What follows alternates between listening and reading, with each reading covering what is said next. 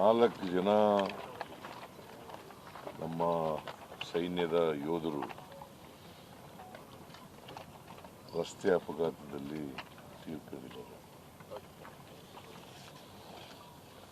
4 ಜನ ದಯಾನಂದ್ ತಿರುಕಣ್ಣನವರ್ ಬೆಳಗಾವಿ,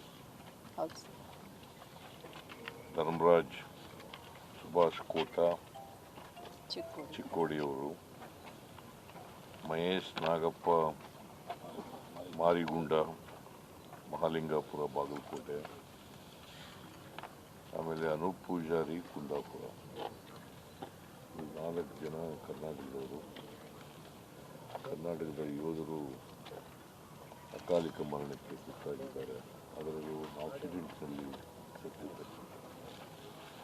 ಜಮ್ಮು ಅಂಡ್ ಕಾಶ್ಮೀರದಲ್ಲಿ ಪೂಂಚ್ ಏರಿಯಾದಲ್ಲಿ ಸತ್ತಿದ್ದಾರೆ. ಪೂಂಚ್ ಜಿಲ್ಲೆ. ಇವರ ಆತ್ಮಕ್ಕೆ ಚಿರಶಾಂತಿ ದೊರಕಲಿ ಅಂತೇಳಿ ನಾವು ಪ್ರಾರ್ಥನೆ ಮಾಡ್ತೇವೆ. ಇವರ ಆತ್ಮಕ್ಕೆ ಚಿರಶಾಂತಿ ದೊರಕಲಿ ಅಂತೇಳಿ ನಾನು ಪ್ರಾರ್ಥನೆ ಮಾಡ್ತೇನೆ. ಇವರ ಕುಟುಂಬ ವರ್ಗದವರಿಗೆ ಇವರ ದುಃಖವನ್ನು ಭರಿಸ್ತಕ್ಕಂಥ ಶಕ್ತಿ ಕೊಡಲಿ ಅಂತೇಳಿ ದೇವರಲ್ಲಿ ಪ್ರಾರ್ಥನೆ ಮಾಡ್ತೇನೆ. ಮತ್ತು ಸರ್ಕಾರದಿಂದ ಏನೆಲ್ಲ ಇವರಿಗೆ ಪರಿಹಾರ ಕೊಡಬೇಕು ಆ ಪರಿಹಾರನ ಅವರ ಕುಟುಂಬ ವರ್ಗದವರಿಗೆ ಕೊಡ್ತಕ್ಕಂಥ ಕೆಲಸವನ್ನು ಮಾಡ್ತೇವೆ. ಬಟ್ ಇವರು ದೇಶ ಕಾಯೋರು. ಯಾವತ್ತು ದೇಶದಲ್ಲಿ ಸೈನಿಕರು, ಉಪಾಧ್ಯಾಯರುಗಳು ಮತ್ತು ರೈತರು, ಇವು 3 ವರ್ಗದ ಜನ ಭಾಳ ಮುಖ್ಯ ದೇಶಕ್ಕೆ. ಸೊ ಇವರು ದೇಶವನ್ನು ಕಾಯ್ತಕ್ಕಂಥ ಜನ, ದೇಶದ ರಕ್ಷಣೆ ಮಾಡ್ತಕ್ಕಂಥ ಜನ. ಇಂಥ ಜನರು ಅಪಘಾತದಲ್ಲಿ ಸತ್ತಿರ್ತಕ್ಕಂಥದ್ದು ಭಾಳ ನೋವನ್ನು ಉಂಟು ಮಾಡಿದೆ. ಮತ್ತು ಇದು ಒಂದು ದೊಡ್ಡ ನಷ್ಟ ಅಂತೇಳಿ ನಾನು ಭಾವಿಸ್ಕೊಂಡಿದ್ದೆ. ಇವೆಲ್ಲರ ಆತ್ಮಕ್ಕೆ ಶಾಂತಿ ಸಿಗಲಿ ಅಂತೇಳಿ ನಾನು ಪ್ರಾರ್ಥನೆ ಮಾಡ್ತೀನಿ. See, 4 soldiers from Karnataka have died in the accident.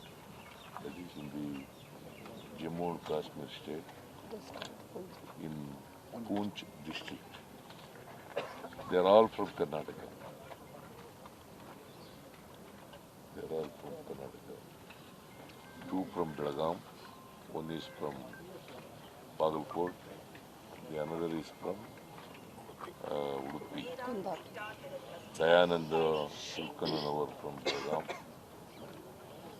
Dharmaraj Subhash Kota from Chikkodi, and Mahesh Nagappa Marikunda Mahalingapura Bagalkot district, Anup Pujari from Kundapura.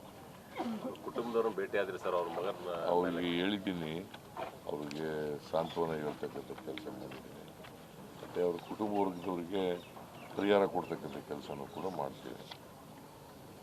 ಅದರಿಂದ ಸರ್ಕಾರದ ನಿಯಮಾನುಸಾರ ಏನೇನು ಪರಿಹಾರ ಕೊಡಬೇಕು ಅವ್ರಿಗೆ ಕೂಡಲೇ ಪರಿಹಾರ ಕೊಡ್ತಕ್ಕಂಥ ಕೆಲಸ.